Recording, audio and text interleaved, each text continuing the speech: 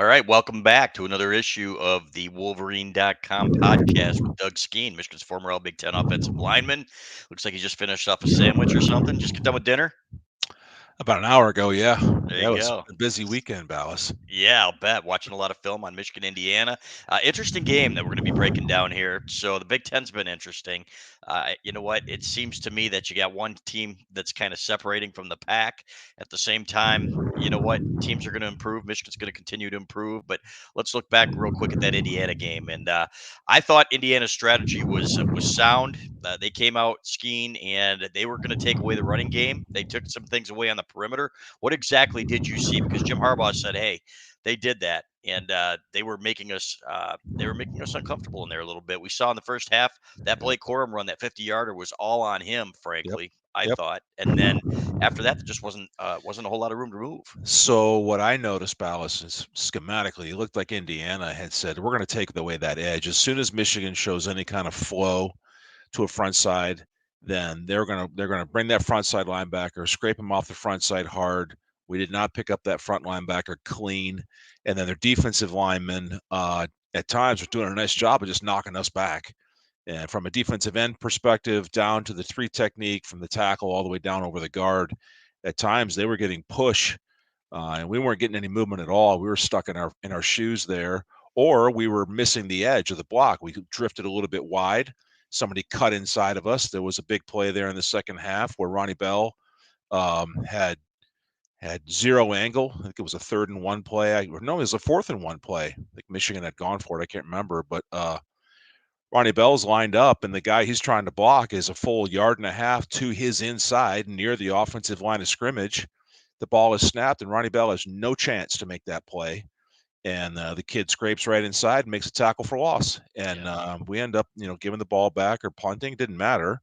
It was, short yardage and goal line. You can't have that kind of stuff. So schematically, it looked like Michigan had some things figured out, or Indiana has some things figured out against Michigan to take advantage of some things, but at times it was just flat out execution. At times we were just getting beat when it came to the base blocks, and so that's it. That's what I think the reality was, and Indiana was just doing a nice job. and Shane Johnson with his 4.99, man, you could have saved your money because we were talking about it already, but we appreciate it, man. Shane, it says Skene, the five-time champ, offensive line missed many assignments or more. Indiana stacking the box, and with Trente down, I like Barnhart better. We'll talk about that in a second, but Yeah, it did seem to me, Skene, that the longer the game went on, the more they started to rely on JJ McCarthy, which they're going to need to, especially when they're stacking the box like that. At the same time, yeah, I really expected this offensive line to do more. But one thing Lloyd Carr always used to say is it's not a game of perfect. And you aren't going to have everybody's best effort on every game. If you're looking at it, yeah, there's an excuse of a trap game. You came off the Iowa game, you've got the Penn State game, and here's little old Indiana in between there. So it's human nature, right? Even for you big guys in there to, yes, yes, yeah. yes. The emotional factor, the non-football related stuff, ballots. Oh, it's just Indiana. It's just, it's them again. Not that anybody in this roster should forget about Indiana, because Indiana has given us fits in the last 5 to 7 years. Really, ever since Jim Harbaugh's been head coach, Indiana has played us tough. And then the emotional issue there with Coach Hart going down on the sideline, I do believe that had an impact on the mentality of those young men out there. When you have a beloved coach, and I absolutely believe these guys love Mike Hart, to see him go down, that's traumatic for a young guy who's never been around that. I know some of his players were emotional, and you go out on the field and you're supposed to put a foot down and block somebody, and you're wondering if your coach is okay. So I do believe that had something to do with what was going on there in later in the second part of that first half, the second quarter. So I no doubt in my mind. Mhm. And then I think that evidence is evidenced by what happened in the second half. Michigan seemed to put some things together, and the defensive line came alive and absolutely tortured that quarterback. And they got things done offensively. But again, this is what you have to do. You're mid-season now, and defensives have scouted you, and they know what to look for out of your formations and tendencies. And if they can game plan to you and fire through those front side gaps, you have to get better. The way you blocked in week 1, 2, and 3, certainly against those opponents, but even how you blocked last week against Iowa is not good enough. You have to continue to get better. And so there was a couple times where Oluwatimi was not getting any push. The play where Trente got hurt at right tackle, He's standing up. He is the defensive guy. He's trying to block is underneath his throat, and Trente's at a standstill, which is always a dangerous position for a lineman to be in. Here comes the running back, his side, and the defender goes to grab onto that running back, gets slung around, and falls right into the back of Trente's left knee. It's a really bad deal. But that's part of the deal as an offensive lineman or tight end, um, to stay healthy. Don't be getting stood up in that hole. You got to Yeah. get people moving. You got to be lower than they are. So unfortunately, I hope that kid's all right. But Sounds like a high ankle sprain is what Jim Harbaugh said. yeah, So, if that's the yeah, best, I saw that. I said, first of all, thank God the kids wearing knee braces. They all yeah, are. they are now. Their ankles are all taped. So if it's just a sprain, he'll be back in a week or two, probably ready to go. I think Barnhart does a nice job as the second tackle in the game, and I thought he did a nice job in there. But again, execution, Balas, and yeah, it may just be Indiana, and they came up and punched us right in the mouth in that first half, and they play with emotion because their head coach is very emotional, and so Michigan pulled it out and did so in impressive fashion late in that game. I thought that defensive line really was like, oh my God, they're Yeah. swarming. The second half was something else. 29 yards, I think they held Indiana to, which was Yeah. fantastic. So, for those who missed it, Mike Hart passed out on the sideline. Actually, he collapsed. He fell straight backwards. Pull your thing back a little bit, Skeen. Yeah. You're Sorry. sounding like Darth Vader in there. So Sorry there you about go. that. Is that better? That's yeah, that's better. So the so anyway, so Mike Hart falls straight backwards. Our Clayton safety was down on the sidelines, and then he was convulsing a little bit on the sideline. It was scary, and it cast a pall over the whole stadium. And Yeah. for us too, this is what I remember when he sent me his tape. We put it online. It probably must have been 2004. People went crazy. Little Michigan Mike Hart. They're like, now that is a highlight tape. But more than that, he's a great guy and just everything about him. When he's talking about the running backs last week, Blake Corum being his son and Donovan Edwards being like sons to them, you could see those guys balling on the sidelines. So yeah, Mhm. when they got back there at halftime and Jim Harbaugh relayed a message from him that he was doing okay, that was a Mhm. huge relief. And you could Yeah. see, and you could kind of see it in their play. They came out there and they looked a little bit. They had Yeah. a little bit more bounce in their They were step. worried. They were wondering if the worst was going to happen to their coach left Yeah, on the doggone stretcher. So I don't. Again, you guys, it's you get attached and inside that building, you live this and spend so much time with your teammates and your coaches, and some of these relationships get very, very close. And I have no doubt that these young men have that kind of relationship with Coach Hart, and to see that happen probably really freaked him out. And yeah. so I'm glad he's going to be all right. Yep. Ronnie Bell called it spooky, and Yeah, that's exactly what it was. It was worse than that. It was, it was scary. So, scary. yep. All right. So let's talk about Carson Barnhart because I've been talking about him. They said all along he's like the sixth offensive lineman. In fact, when they had their NIL thing going, they wanted the money split up over six starters, not just five. For the starting offensive line because he was considered one of them. I thought he got in there, and I was keeping an eye on him. He had that high ankle sprain earlier in the year. I thought he was getting some push. I thought he brought some energy to that Hmm. position and to that line and I thought they kind of fed on it. I thought he played Remember, really well. when he played last year, Ballas, he's always been a guy who's played with a lot of body language, energy, Right. a lot of enthusiasm out there, running around and being athletic. And this is a guy who was pushing for that starting right tackle spot. I think that coming out of spring and going into the fall, the difference between Trente and Barnhart was not all that big. I think Trente is a fine right tackle, I like him a lot. But again, this is the luxury of having depth. You and I talked about this back in the darker days of Michigan football. It was like, boy, we barely had a starting five, let alone a sixth, seventh, or eighth. And so here Barnhart steps in. I thought this kid's got this. He's played a lot of football. He knows the position, and he did a great job. Yeah, he sure did. Do you remember any of your games where you're out there and you're like, man, this is just it's and I likened it to like a pitcher that doesn't have his good stuff. You know what I mean? And you still have to battle and you have to fight through it. Or a golfer, who Hmm. just doesn't have it working and you got to find a way to get out of the rough and you scramble to put together a decent round. And that's kind of the way it felt for this Michigan team on Saturday. And you get to that third, fourth quarter and anything can happen. But at the same time, I thought they took control when they needed to, and that defense really stepped up. What were some of the adjustments you saw defensively that made it better in the second half? Well, just doggone, they just turned up the old football intensity meter. They Right. just turned it up to 11, as they say in some movies that are old for old guys. But I just that defense turned it on, and then the defensive line specifically took that game in their own hands. And again, Oki, that guy's got a spark. He's got something going on, and Morris is just destroying people in there. So then you got Mozzie in the middle. And so the defense took the game and said, we got this for you, offense. I see you're struggling a little bit. And so they came out there and did their thing, and then the same thing on the other side offensively. So what do you do, right? To your question, what do you do when you're in a game and it's like, hey, what is going on here? It's a little clunky. You're not getting first downs. You're getting beat on short yardage and goal line. I can only tell you from experience. You come to the sideline and you say, okay, if you if we're staring at the scoreboard and looking at that, that's not the answer. The answer is, what am I going to do when the next play calls, and where's my first foot going? And it's going to go in. It's going to go in there better, and my second foot's going to go where it belongs. My eyeballs are going to go where they belong, and I'm getting my hands on someone, and I'm going to start killing somebody. And you just kind of restart the enthusiasm and intensity at which you play. But it's all about the basics, Balas. Yep. And I think that's true. You mentioned golf. I think in a lot of sports, when things aren't going well, and you've practiced something 1,000 times, you're good at something. Right. You go back to the basics of what you're good at. You focus on those things. So if it's golf, put the face of the club on the ball, Ballas. How many Yeah. times you heard me say that, right? Yeah. Yeah. And so, don't worry about the score. Just worry about the next shot. Don't worry about the score. Worry about the next play.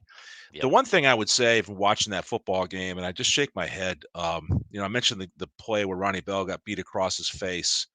And immediately after the snap, Ronnie Bell, he gives the old the hand smack thing. It's like, but he turned to the sideline, and I'm wondering if he's saying something to the coaches, at the coaching staff. Like, I had no chance at that guy, and he didn't have a chance at that Right. guy. This goes back to, as I watch not just Michigan, but in college football, why can't we do a hard count? Hopefully they take a step and show their cards, and then you kill the play at the line of scrimmage, call an audible, and give yourself a chance. It just seems like in college football nowadays, there's not nearly enough quarterbacks running an offense with a set of plays and options. Now we all have to stare at the sideline and wait for the coaches to tell us what to do. And then we go in here and we're locked in. Yeah. Well, you come in there and you don't have the luxury of using that cadence and using colors and numbers to change the play at the line of scrimmage. I think that moment and a couple others, I think Michigan would be, and other college football teams that everybody stares at the sideline, would be far more better off out there with options instead of being stuck with what the play call is at the sideline. I'm not a fan of that. And I think I saw some of that. And it'd be great if we could get out of that, because you're never going to convince me Yeah. that the young men playing the game today aren't smart enough to do it. Because if old dumb dinosaur guys like us did it 20, 30 years ago, and we'd go to the line of scrimmage with at least two, more like 4, 6, 8, or more plays that we could call at any moment at the line of scrimmage, and we all knew what was going on. You can't tell me these smart kids today can't do it. Now get off his lawn. I do want to ask you, how good was Elvis at that? Was it Elvis Gerback who really, when he Yeah, when he got up there? I mean, by the fifth it year, was.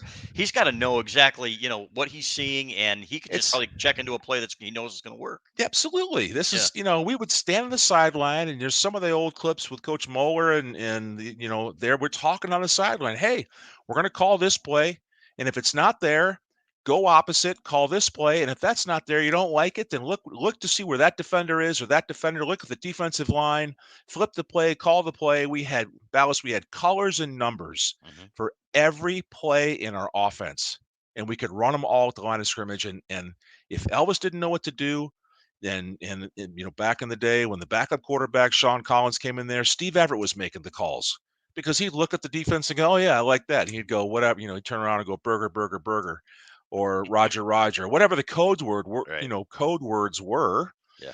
And we had a pass run combination, pass run to the right, pass run to the left. So it's a minimum 4 options. Yeah. And Yep. so I just I don't get it. And Yeah. it just frustrates me especially when I watch Michigan play, because I see those situations. It's like, wait a minute, the guy inside of Ronnie Bell's left shoulder, Ronnie Bell has no chance to go in there and prevent him from getting in the backfield on this particular play. Yeah. Yet we're here, we're going to snap the ball anyway and just let him do that. Yep. Change the play. You don't have Change to the play. call timeout. Just change the play. Yep. Got a text here from Todd in Walpole, Massachusetts. Todd saying, "Where is the love? I am not Sean Collins. I am Todd Collins." I'm sorry. Oh wow. I'm Okay. sorry, Well, I'm just Todd. saying. Yeah. So Scotty. His name is Scotty. That's his is that what you nickname. called him? Yeah, Scotty. Do we want to know? No, it's just a thing. Is his accent when he came to Okay. us, Todd. It was it was his New England accent and his Yeah. it was pretty Boston. it's great teammate, and Yeah. ended up playing in the NFL for like 15 years. You And know, Michigan has had some backup quarterbacks that have had, I mean, quarterbacks in the NFL. Chad Henne's still there. Chad Todd, Henne, Todd Collins was there for 15 years. I'm thinking 15 years. I would do that in a heartbeat, Let me tell you something, Balas. If you are a backup quarterback in the NFL for 15 years, there's a Yeah. couple things. Number one, you're probably not going to have to work very hard, and number two, your body is in Yeah. great conditions because you're not getting destroyed out there. Exactly. And Yep. the backup. Some people say the backup position in the NFL game is one of the best positions there is in all of professional sports. You just Yeah, I got to would be agree ready to with that. not screw it up. Get in there, just Exactly. don't screw it up. Yeah. Todd says, thank you, Skene, for the correction. Yeah, So I that, apologize, Todd, if you're watching this. Sorry, that's brother. okay. That's okay. It's a long time ago. It You're was. no spring chicken. So let's talk a little bit about the receivers. I thought JJ McCarthy took a step up. He had a couple passes that Yeah. one Ronnie Bell saved his bacon on one of those throws. He took it right away from him. That was a heck of a play by Ronnie Mm-hmm. Bell, who had Mm-hmm. 111 catches for 121 yards. And we still have people on the message board talking about how he's no good, which is fantastic. It just Yeah, I'm blows not my sure mind. about that. The Yeah, kid. blows my mind. And then, Well, right again, when you said Coach Carr talks about it's not a game of perfection, yeah, Ronnie Bell's out there making plays and trying his tail off, and I can go back and show you the film where Ronnie Bell had a couple really bad blocking efforts and yes, gave up. It's yeah, like, okay. But yep, remember now, the old Victors Club thing, Ballas, the hmm goal is to grade out at 80% or more. right, So 20% fail rate, out of 60, 80 yep, snaps, you can do the math on that. yep, How many of them are going to be misses like that? And for a player like Ronnie, who had a great game, it still happens. And look at the yep. number two guy there, Luke Schoonmaker. Schoonmaker. Yeah, Schoonmaker, the same thing. There was, that kid's out there making plays and has done a great job in the absence of Eric Alb. And yet, at times, he was a guy who was whiffing yep, on blocks, getting dudes tackled in the backfield. yep. It's always a work in progress. It is, and they're going to be down games, guys. That's the way it is. And if you look at Hmm. any schedule over any year, you go back to 1997, you look at the Iowa game. There are some games that aren't going to be pretty. They aren't going to be perfect. Michigan State game was 23-7 that year, and I think it was 16-7 early in the fourth quarter, if I'm not Yeah. mistaken. So even though they had dominated, so It and it's the doesn't, but same way. It's Dallas not. doesn't every top 10 team that's undefeated Yes, have one of these games? at Alabama least will one. roll in there. Yes, Georgia had one, 2 weeks ago against Missouri. yes, Oh, yep, it's just Missouri. Let's show up and win the football game. It's right. not how it works. And Nope. if the right recipe is in the air, and you can get in some trouble out there and get your butt beat. But if you have enough talent and you reset yourself before the game ends, you can win these games. Yeah. Yep.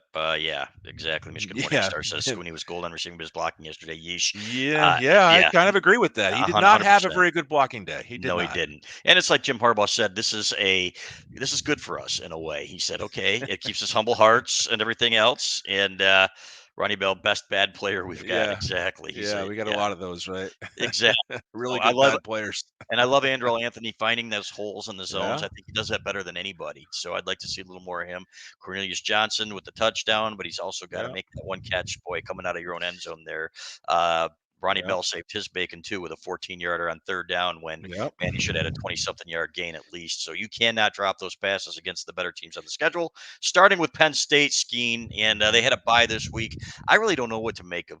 I know, I'm going to get your opinion on James Franklin here, the used car salesman, but Oh, boy. with all due respect to with Hutch, our producer there. So He's he's a camera guy. he is He's a definitely a camera he's a guy. camera guy. Yep. I So think he's cut from the same stone as row your boat guy, but they end row up, the boat guy. Yeah, row yeah, yeah, yeah, row your boat, row the boat, whatever it is, Ballas. yeah, They're kind of cut from the same cloth. I always say, and you've heard other dudes, some of the former players that you see on various television broadcasts, and they'll say what they're thinking out loud. Anytime your head coach has got to be the one who's way out in front every time the team takes the field, and there ain't a camera the guy don't like. And I understand you're always trying to promote your brand, and you're always trying to recruit, and you always want to say the right thing. I just think he's a little bit over the top. I don't. yeah, yeah. But Penn State, this year's version of the Penn State Nittany Lions, I think they're quietly laying in the weeds, Ballas, and they're waiting to prove everybody wrong. They got Ohio State and they got us, and starting this Saturday with at Michigan. I would think that this is probably the most dangerous game for Michigan. It seems like Penn State has found a way to run the football, and they're going to be ready to play. They have football players there, Ballas, and, They and do. so the good news is that I don't have any doubt in my mind that Michigan's not going to, think this is just Penn State. Right. This is not going to be an Indiana game mentality repeat here. This is going to be a big game. Yeah, Mike Ford makes it. He's right. They've got a freshman running back who's really good. Sean Clifford can still move. Yep. I mean, he's 62 years old, but he can still get out of the pocket. So, been around forever. Their defense is always solid. Their pass Hmm. defense is not, and that's going to be an area in which I think you'll see Michigan break tendency a few more times. Somebody made a good point. When they're in motion, is when they're usually running the ball. When they're not in motion, you know what? It seems to me that they've got analysts there that would be able to catch this, and I got to look at it on film Oh to yeah. make sure that it's right. But you know what? Giving your tells that, hey, this is run, this is pass, and it's Yeah. that simple, you're putting yourself at a huge disadvantage. Oh, you think? Good Yeah, grief! And this is what every major Power Five coach has. Certainly Harbaugh has this. You have people that just break down and they scout you. You have people on your own staff that scout you, yeah, and if that's the case, then that needs to be fixed. And you can say so during the week, and you can practice it all you want in the week, but you got to execute on Saturday. You've got to break the tendencies or show some different looks, do some things out of this, different formations that are still familiar to the players and the things that they have to execute.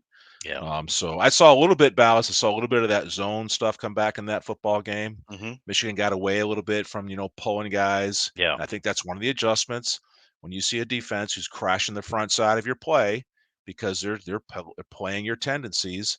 So now let's zone block them. It doesn't matter what they do. The back's going to find a crease front side if we're going to the left here, all the way back over to the back side of the right tackle. So, yeah, that's how you adjust to defenses that are playing you.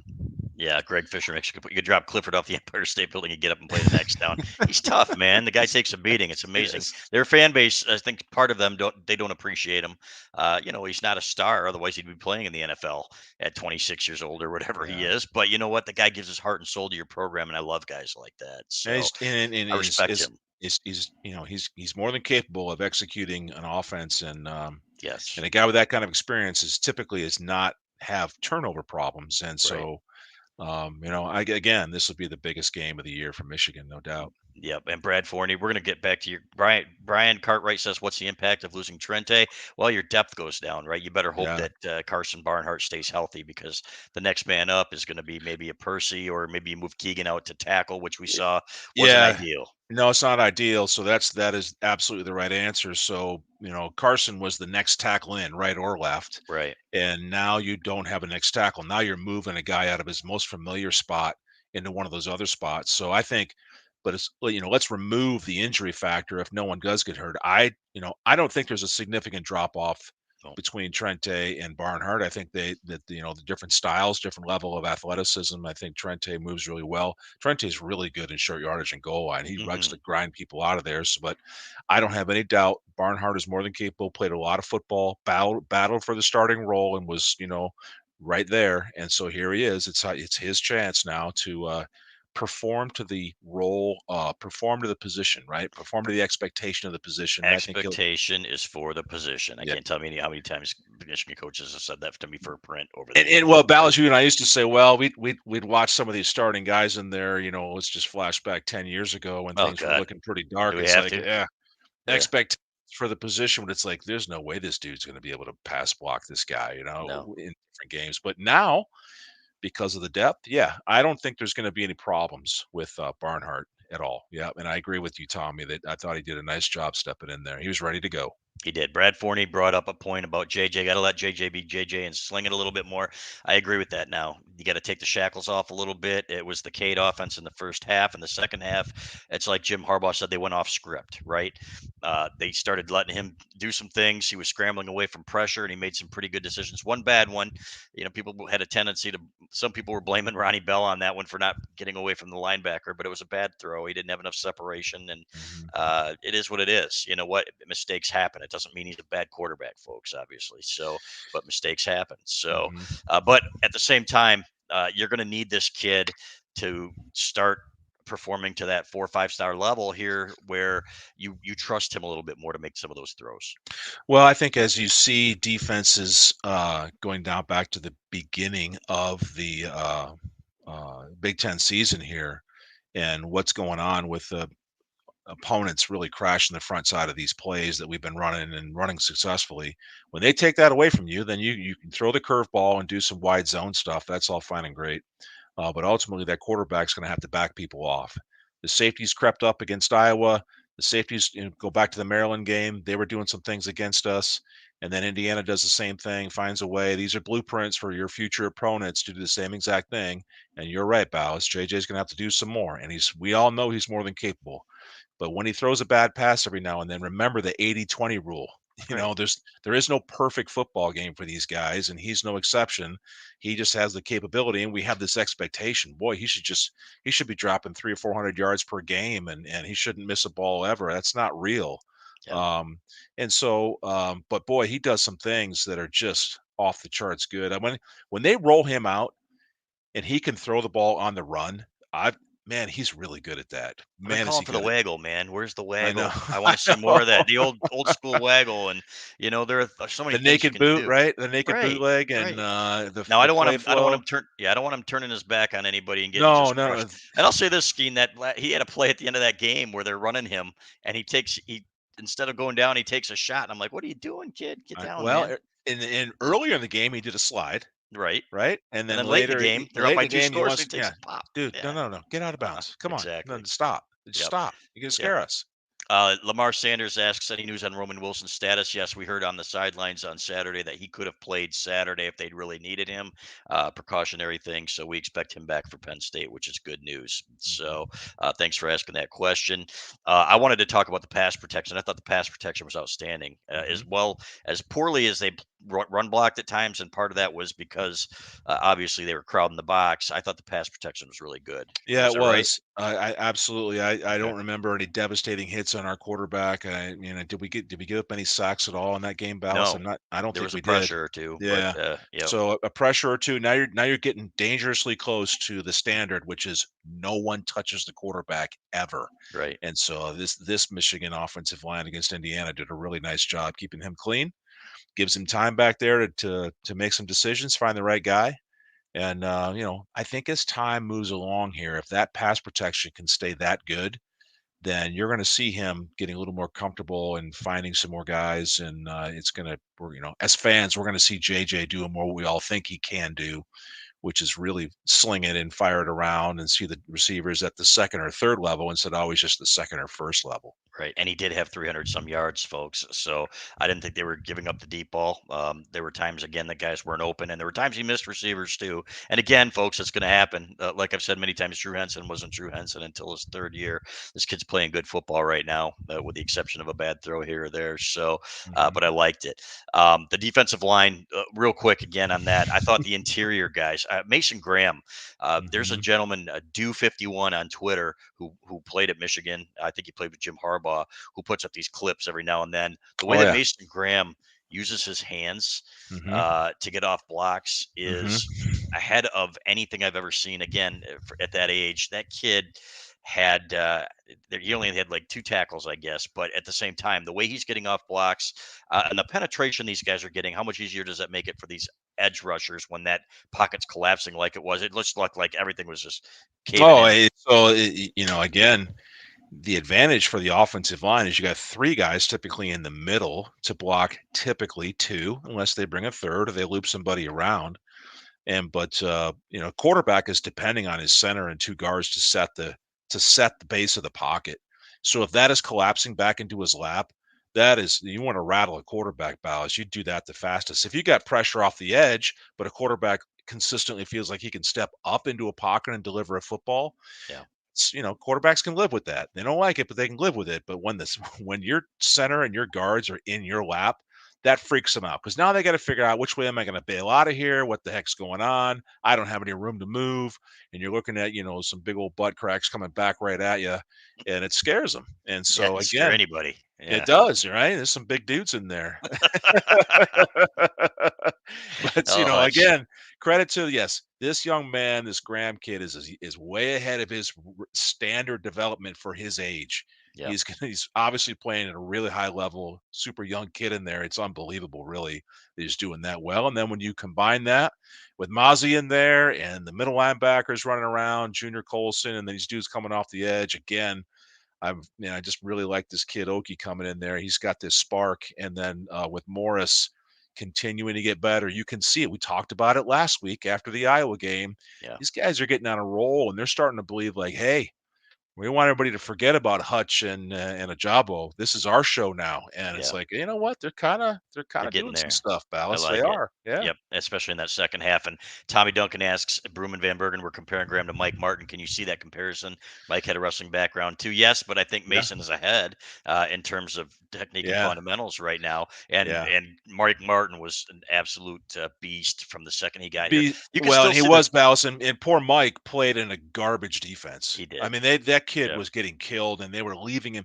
I'll never forget Mike. I thought Wisconsin was going to break him in half because yeah, that stupid Rich Rod defense. He was playing the nose and was getting no help, right. zero help, and they were torturing him in there. But he was battling, battling, battling.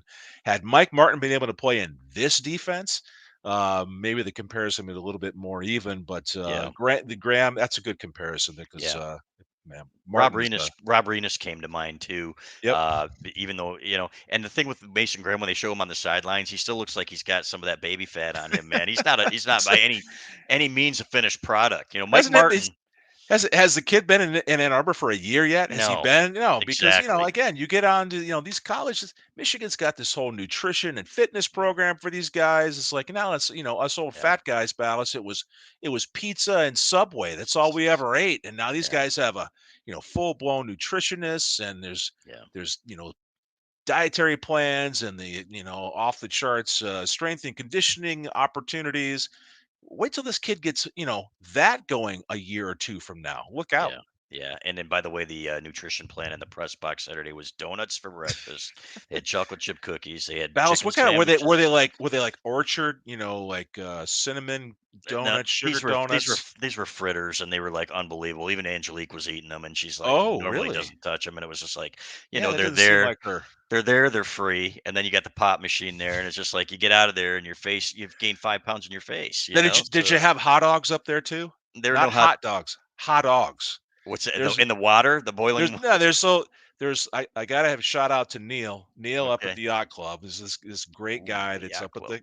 the yacht club Yeah, there and this last summer we were talking about a meal or something and I said something about having hot dogs. And he goes, "Oh yeah, hot dogs." And I said, "What?" He goes, "Yeah, hot dogs, right? We're gonna have hot dogs. It's not hot dogs." So I told him and I told my wife and kids for the rest of my life now, I'm gonna hot use the dog. term hot dogs. All right, well So there you it's hot go. dogs. There you go. There you have it, folks. So will they have hot dogs up there for you, They did Ballas? not. They had chicken sandwiches. Go figure. So, and it wasn't Chick-fil-A exactly, yellow shirt guy. Yo, shit. But good lord, and then you go out afterwards and you have Mexican. I mean, the road is a killer this time So of you're year. gaining 15 pounds over the Yeah, course of this the season. refreshman 15. Yeah, it's going to be a tough couple of Mhm. weeks for me. There it is, fat guy in a little coat. Exactly. So, but we'll get it back. Let's get back on topic here. And all right, let's talk about. Let's ask get off my lawn guy about the celebration penalties, I hate because him. I hate him. okay, do you hate the celebration or do you hate the penalties? I hate the penalties. Right, but You know you what? have the So the Michigan kid does this. Is that supposed to be? Oh, you're not allowed to do this. Remember when they yeah, said it? Come on. yeah, Well, these kids have a little bit of fun, but there's an antidote for all of this. And as much as I hated the penalties because Indiana had a cheap one called on them too, hmm I don't like any of them. But you know what the answer is? Whether you're Tom Allen or whether you're Jim Harbaugh, it doesn't matter. The answer is turn and celebrate with your teammates, and you right, will never get penalized. right. Never. That's what you guys So used to do, that's what we practiced it, Ballas. right? Yeah, We were forced to do it. yeah, And so that's the answer. If you don't want to get 15-yard penalties because they're going to throw that cheap junk on you, yep. turn and celebrate with your teammates, and you will not get a penalty, and your teammates are going to love it too. Yep, and the refs were awful, but Yeah. and there were different interpretations of what he was doing. But the crazy part about it, He went across like his face mask. yeah, yeah, there's Like kind of like shut up, right? yeah, And like it just was shut it. all the young guys are like, Skene, you don't really understand what he was doing. I'm not even going to go there because I think I have a feeling I know now, and we'll talk about it afterwards. But they both didn't know what it meant, so the All officials right. didn't Well, I, know. I guess I'm just old But guy you want to know what pissed uninformed. me off is that I'm watching the Notre Dame BYU game later that night, and the Notre Dame linebacker makes a play down by the goal line, and he goes like this right in front of the right in front of the referee, and the guy's looking right at him, and there's no penalty. Uniformity. You know what? If you're going to call it, call it. If you're not, then don't. But don't leave it up to some guy that may have had a bad night or something like Yeah. that, or a bad date. Yeah. So Now, we can agree that those calls were bad, and we yep. can argue about the officiating crew. I saw something Saturday that I didn't think was ever called in college football. Okay. Offensive pass interference on the pick play down there where Yes. Indiana scored. Yep. And they came back and they took it off the board. They dropped the penalty flag, and good for you guys, because as we all know in college football, that usually does not get called. And so maybe, just maybe, the officiating crews are coming around to this stuff because it is so pervasive in college football, the pick routes. But that one was blatant, and yeah, they got it right. And they said if you throw it, I guess behind the line of scrimmage, it's not a penalty. So they had to Well, make if sure no, on if replay. the receiver is behind the line Right. of scrimmage, Right. so in that Exactly. play, the receiver was Yep. beyond, and the block Exactly. had already happened, and the ball Yep. was still in his hands. Right. Most of the time, that doesn't get called, Nope. even as egregious as that one was. It doesn't get called, but they got it. Yep, yep, they did, and it was actually they were lining up for the extra point when they threw the flag. So Yeah, to come back and get it right, you know what? I don't care if it's late, just get the call right. You know what I mean? yeah, And they did. So give them credit for that. Even the kicking game was off on Saturday. You know what? Poor Quentin Johnson's had 2 weeks in a row now where he got called for a block in the back where he wasn't even touching the guy, where his hands are up and he's like approaching him with his chest. You know what? And it negated like a 25 or 30-yard return. That was a phantom call, and that's 2 weeks in a row. But then yep. you had the block kick. Did you see what happened on the blocked field goal? Did the line get pushed back, or was it just a Yeah, low kick? it was a leaker between in the A Okay. gap. That's all there Okay. was. So Okay. you gotta, when you do the PAT and field goal deal, if you're the left guard, nothing comes between you and the left hip of your center. You have to close that gap and you have to hold your ground. Yeah. So, you step inside, you plant that foot, and you drop that left shoulder, and then the guy over your left shoulder is going to do the same thing. And everybody does that. You just close off every gap right down the middle of the line. And on that particular play, somebody got underneath our shoulder pad, got a little room, and the dude got his hand up. Yeah. And then on the other end of the field, Morris did the same thing. Yep. He sure did, and made up for it at two short kicks that ended up not going through. I had already written it in my game story too. Mm. Michigan took a 10-7 lead or whatever. So, Penn State. Are you disappointed that you never got to play him back in the day, 1993? Do you remember watching that game, or were you busy Oh, I, playing? I oh I remember that game. Yeah, it was That was fun. a big win for Michigan. Oh Yeah. yeah, we were in the midst of that, and of course my buddy Todd Rucci, who is a Penn State graduate, very close friend of mine. I love him very much.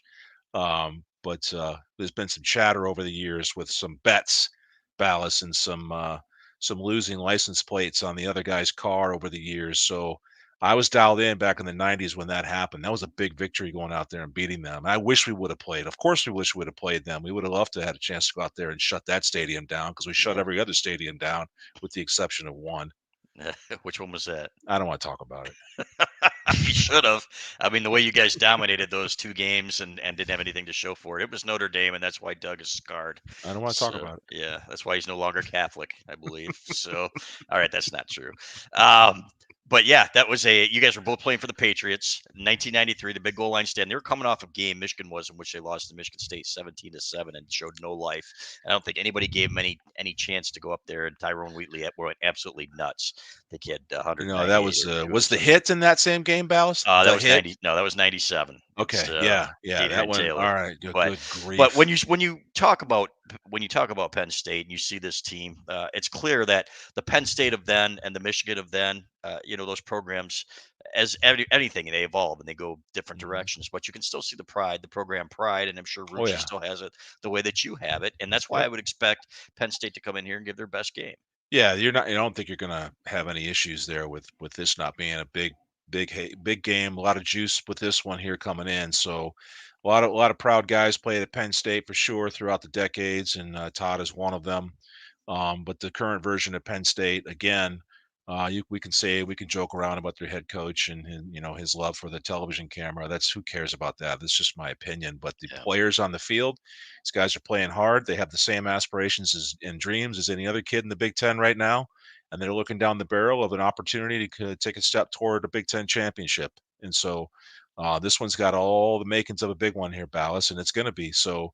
And they're capable too, fully capable. And so Michigan had better be ready to play. Yeah, our producer Hutch is offended. He wears a James Franklin pin to every game, I guess, kind of like the parents. But Hutch, you know what? We're gonna get your opinion on staff picks later in the week too, Hutch, because I'm anxious to hear what you have to say. What about bye weeks? Penn State's got a bye week going into this game. For you, would you rather have a bye week? And it looks to me like these guys need it. It looks like this would be I mean, this Michigan Yeah. team coming up, but they got one more to go. But for you, going into a game like this, would you rather have a bye and another week to think about it? Well, Feel like? Balas, I don't know what the itinerary is Hmm. for Jim's program with the way they're running it now. I can tell you that when we had bye weeks, with the practice week when we were off was the same. Okay. We'd install the game plan. You'd have your regular practice schedule, regular workout schedule, et cetera. Except on Saturday, you had the day off. You get to go home and hang out with your friends and watch everybody else play that day. It was a great thing, and then you're back into it on Sunday. So the bye week is really only just one day. Okay. And so if I'm assuming it's the same thing or somewhere close to the same thing, the guys that are hurt, a little injured, you get some extra time to get down to the building, get some treatment, and you get to, a little extra time to do some studying. So there is some advantages there for the team that has the bye week. I don't know that it's as much as people like to think. Having gone through it, bye weeks were okay. We got that day off, but we didn't mind playing back to back either because any team that's chasing a trophy, you're eager to get back on the field and get out there because in your mind, if you graded out well in the previous week, you still had, some areas that you had to work on. And you want to get out there and prove that you can get better. And so, not just, for your own grade sheet, but to, make sure your teammates know that they can count on you Yeah. and go out there and execute. So I don't read too much into bye weeks or non-bye weeks. So I think we'll be ready to go. Both teams will be ready to go. I saw a big Michigan lineman limping into Schembechler Hall last week. How it's all bumps and bruises this time of year, right? I mean, there's nobody that's Hmm. 100%. No. How tough is that to fight through that? Well, it depends on how severe the injury is, right? Yeah. Yeah, it's super guy, Exactly. sure, yeah. Hmm. Uh, and you know, you have soreness, right? Your muscles are sore, your back is sore. Maybe you took an elbow or a knee to the thigh. Those hurt a lot, but as long as you don't have any severe orthopedic issues, right? In your neck, shoulders, hips, knees, ankles, arms, wrists, you just play, Balas. You just fight through it and you play. Every guy in America is doing this right now at these levels, at the higher levels, and even the high school kids are battling through it.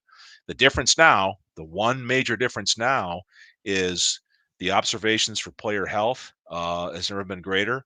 And so the medical staffs across the country are far more disciplined in keeping guys off the field. So um, players have to be aware of that and be smart. So Yeah. they got to take care of themselves. But again, I think with over the course of time, with focus and energy, the nutrition program that these guys have at their disposal, I think that helps getting the proper rest, all the things that you talk about as these unbelievable athletes in the prime of their lives. And so those guys that take the best advantage of that are going to be ready. They're going to be fine, Yeah. so they'll be ready to go. That's what I figured. So last thing, we have people asking on the message boards. Okay, you talked about installs during a bye week. Are there aspects to this offense that you're going to see evolve continuing throughout the year? Were there things that you didn't show that you brought out in big games, and how often was it, or is it just the basics and you guys are going to do what you do best, and here we come? Well, there's always the basics, and the Harbaugh offense here is, and just like the defense, it's not going to fundamentally change. You're still Mhm. going to have the basics. We talk about this often: the gap down, man blocking. You're going to refine those things and get better at them. Maybe you prepared a little more zone blocking if you're an offensive lineman, and then you're always working on your pass protection. So, but the difference is what kind of formations and different things are we throwing in there to run off of our familiar looks? Are we changing some routes that maybe we haven't shown before? Maybe, as an offensive lineman, maybe you throw a trap play in there as a change up that we haven't seen a little bit. I did see Olawatimi pull last week against Indiana. I haven't noticed a lot of center pulling this year, Mhm. and so there'll be, let's just say, there might be 20%, 30% of some changeups you can do, but the basics, 60, 70% or more of your offense and your defense is going to stay the same. You just have to be able to execute. And then when you do get a curveball thrown in there, you got to really do well on that one too, to keep a defense guessing. Yeah, we'll ask for your staff pick later in the week, obviously at the Wolverine.com. How do you see this game going? Well, I think it's going to be tighter than people think. I think this is going to be a great opportunity for Michigan to show some grit against what I believe to be the best opponent they're going to have on the schedule so far. It's no disrespect to Iowa, but I was somewhat underwhelmed with the vaunted Iowa defense, Balas, as I said now 2 weeks later. Um, I think Michigan's going to win this football game, but this is not going to be a walk away. No, I don't think so either. I think they always play them tough, and Mhm. I think they're physical. They've got athletes to match Michigan's athletes as well. But I like Michigan in this one too. So we'll talk about that later in the week. Skene, as always, I appreciate it. Leave you for your chicken sandwich and your Snickers bar. I did have a Snickers bar at the hotel as well yesterday because I was on the road, and it doesn't count. Wow, man, you Calories were don't on count it, on the Balas. yeah. Calories don't Donuts, count on the road. with Yeah. donuts Yes. and hot dogs and chicken Coke. wings Yeah. and a Coca-Cola and a Yeah. Snickers That's bad. bar. Really? Yeah. I'm not gonna eat all Maybe week. you need to go spend some time over at Schembecker Hall and get on I the do. nutrition program. And Without. probably I'm going to reach down and grab my fat belly. I know I do too. So, Well, you guys used to eat 2 pizzas or something. Wasn't that how you put on weight back in the day? well, yeah. Yeah, Some of us didn't have a problem putting on weight, Balance. Some of right. us had a problem getting weight off. It was Everett that had the problem, and he would, Yeah. eat 2 pizzas at before dinner time, just try to get up. But yeah, that We're was gonna the get him on this. famous. That was the era of ordering pizza from Cottage Inn uncut, right? Yeah. You ever have anybody do that, Ballas? No, and Anybody then folded order it a pizza? over? Oh yeah, and you just take it out of the box and fold it in half and eat the whole thing like a taco. No, I've never done that. That's a fat But guy move right there. it sure sounds great to me. So, he's Doug Skene, Michigan's former All Big Ten offensive lineman, 5-time Big Ten champion. Skene, I appreciate you as always. We will do it again next week. All right, go blue. Thanks.